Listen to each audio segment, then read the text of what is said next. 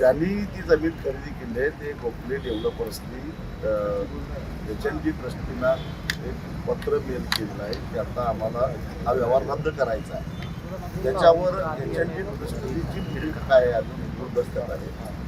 म्हणून आमची भूमिका अशी आहे की जोपर्यंत सध्या कागदोपत्री जर विचार केला तर ही मालमत्ता गोखले डेव्हलपर्सच्या नावानं आहे. कारण खरेदीपत्र झालेलं आहे. ते खरेदीपत्र पूर्णपणे रद्द होऊन प्रॉपर्टी कार्डावर HND होल्डिंगचं नाव जोपर्यंत लागत नाही तोपर्यंत आमचा लढा संपत नाही. एक पाऊल पुढे टाकलंय कुठले डेव्हलपर्सनी की आम्हाला तो व्यवहार रद्द करायचा. आता ट्रस्टीनी सुद्धा पुढे आलं पाहिजे आणि तो व्यवहार रद्द केला पाहिजे आणि सरकारनं त्यांच्यावर दबाव आणला पाहिजे. नाहीतरी त्यांनी ट्रस्टमध्ये अनेक गैरव्यवहार केले आहेत त्या बाहेर काढावं लागतील. त्या बाहेर आम्ही काढणार आहोत आणि आर्थिक गुन्हे शाखेकडे ते प्रकरण द्यावं लागेल. माझा त्या व्यवहाराशी काही संबंध नाही किंवा बिल्डरशी काही संबंध नाही. परंतु काल रात्री त्यांनी मला सांगितलं की ते जैन बोर्डिंगला भेट दिलेले होते आणि महाराजांनी त्यांना सांगितलं होतं की तुम्ही ते स्थानिक खासदार आहात, मंत्री आहात, तुम्ही पुढाकार घेऊन हा विषय संपवला पाहिजे. आणि म्हणून त्यांचा आदर करून मी गोखले डेव्हलपर्सशी संपर्क साधला आणि त्यांना सांगितलं की इतक्या लोकांचा विरोध असेल तर हा व्यवहार तुम्ही रद्द केलेला चांगलं. आणि त्यांनी माझ्या शब्दाला मान देऊन तो व्यवहार रद्द करण्याचा निर्णय घेतलेला आहे असं त्यांनी मला कळवलं. आणि गोखले डेव्हलपर्सनी जे पत्र ट्रस्टींना मेल केलेलं आहे त्याची प्रत मोहनीच मला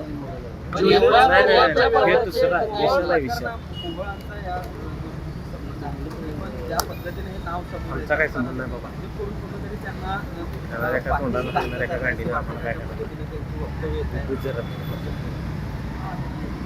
भाजपचे बाकीचे लोक काय म्हणतात त्याच्याशी मला काही देणं घेणं. मुळामध्ये जवळपास 250 विद्यार्थी त्या बोर्डिंगमध्ये शिकत. 1 जूनपासून त्यांना तिथून बाहेर काढलेलं होतं. आमचा लढा प्रामुख्यानं या विद्यार्थ्यांच्या हक्कासाठी होता आणि हे विद्यार्थी जोपर्यंत त्या बोर्डिंगमध्ये परत येत नाही तोपर्यंत आमचा लढा काही संपणार नाही. आणि त्यामुळं आम्ही सुरुवातीपासून की याच्यात काय राजकारण आहे याच्याशी आम्हाला काही देणं नाही. कोण भ्रष्टाचार करतोय मुळामध्ये आम्ही भ्रष्टाचार करूनच देणार नाही. आम्हाला माहिती आहे की 3.5 एकर जमीन म्हणजे सोन्याचा तुकडा आहे हे आम्हालाही माहिती आहे. आणि त्याच्यामध्ये 1000-1500 कोटीचा घपला पाडला ही आम्हाला माहिती आहे. परंतु ते आम्हाला व्यवहार होऊनच देणार नव्हतो. हा पहिल्यापासूनचा आमचा मुद्दा ठाम होता आणि त्या मुद्द्याची आजही ठाम आहे. मी फोन केला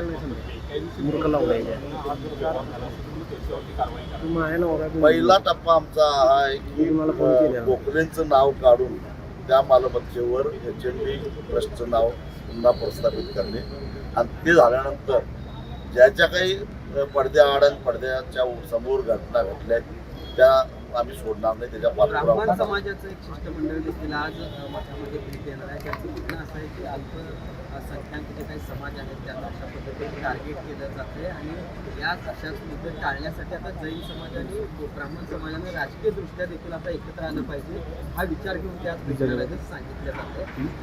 यामध्ये हा सामाजिक प्रश्न आहे. याला विनाकारण कुणी जातीय रंग द्यायचं काही कारण नाही. गोखले आहेत म्हणून ब्राह्मण समाजाचं शिष्टमंडळ ही भेटला येणार असेल तर ते गैर आहे. मुळामध्ये याच्यामध्ये गोखले असो किंवा आणखीन कुणी असो त्याच्यामध्ये पैसा कमवायचा म्हणूनच ते आलेले होते. परंतु विद्यार्थ्यांनी विशेषतः मी श्रेय देईन त्या ठिकाणी जे विद्यार्थी होते माजी विद्यार्थी होते त्यांनी गेले 2-3 महिने झालं अनेक धमक्यांना भीक न घालतात. खरं तर मला त्यामध्ये का भाग घ्यावा लागला.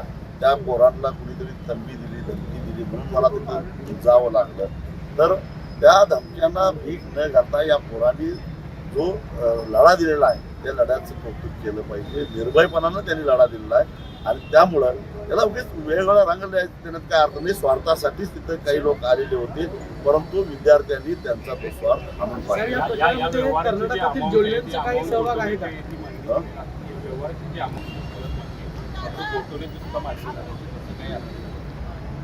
माझ्या माहितीप्रमाणे धर्मादाय आयुक्तांच्याकडे जी सुनावणी झाली त्यावेळी पुन्हा ज्यावेळी पुनर्विचार याचिका धर्मादाय आयुक्ताकडे गेली त्यावेळी धर्मादाय आयुक्तांच्या लक्षात आलं की जमीन विक्रीच्या परवानगी मागत असताना आपल्यासमोर पूर्ण माहिती आलेली नाही आणि म्हणून परत त्यांनी सहाय्यक धर्माधिकारी आयुक्त धर्मादाय आयुक्त पुणे यांना आदेश दिला की प्रत्यक्षात तिथं मंदिर आहे का बघा, ट्रस्टीचं बॅलन्स शीट तपासा, खरोखरच ही संस्था आर्थिक डबगायला आली होती का, या तुमच्यावर जमीन विकायची वेळ आली होती काय हे बघा आणि मग पुढचा निर्णय विधीन आणि त्याची सुनावणी उद्याच आहे. पण दरम्यानच्या काळामध्ये जमीन विक्रीतून आलेले जे काही 230 कोटी रुपये होते ते धर्मादाय आयुक्तांच्या परवानगीशिवाय त्याची काही विल्हेवाट लावू नये असा आदेश त्यांनी दिला. या संपूर्ण प्रकरणामध्ये कर्नाटक आणि ही जी HNDची ट्रस्टची जमीन जी आहे 3.5 एकर त्याच्यावर बिरेशर क्रेडिट कोऑपरेटिव्ह सोसायटी जी आहे चिकोडीची त्या सोसायटीनं 50 कोटी रुपयाचं तारण कर्ज दिलेलं होतं आणि बुलढाणा अर्बन क्रेडिट कोऑपरेटिव्ह सोसायटीनं 20 कोटी रुपयाचं तारण कर्ज दिलेलं होतं. त्या संदर्भात आम्ही आक्षेप घेतला. त्या दोन्ही संस्था चालकांशी संपर्क साधला आणि त्यांना इशारा दिला की देवाला घाण ठेवून तुम्ही जर कर्ज देणार असाल तर तुमच्याकडे बघून घ्यावं लागेल असं म्हटल्यानंतर दोघं वेळीच सावध झाले आणि दोघांनी मॉर्गेज रद्द केलं.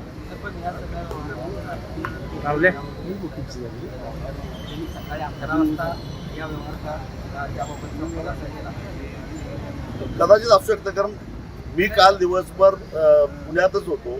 मला सुद्धा रात्री 10:30 वाजता मुरलीधर मोहोळीत ते पत्र पाठवलं, त्या पत्राचं स्क्रीनशॉट पाठवलं. त्यावेळी कळालं की सकाळी 11 वाजता त्यांनी अशा पद्धतीनं इच्छा व्यक्त केली आहे. पण दरम्यानच्या काळामध्ये अजूनही HNDची ट्रस्टी काही बोलायला तयार नाही. हे जोपर्यंत म्हणणार नाही ते हा व्यवहार आम्ही रद्द करणार.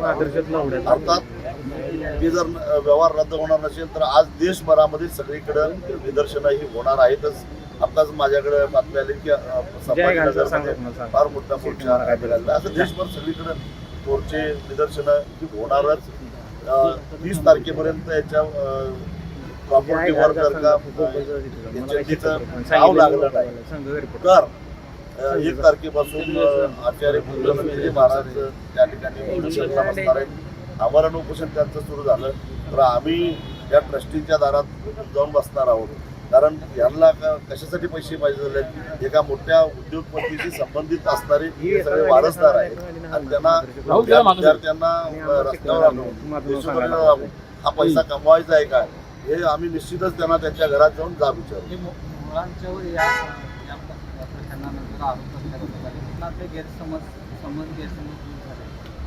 जोपर्यंत HND ट्रस्टचं नाव त्या प्रॉपर्टीला लागत नाही तोपर्यंत आमच्या मनातल्या शंका फिटणार नाहीत. हे काय सगळं दिसतंय तेवढं सरळ नाही आहे.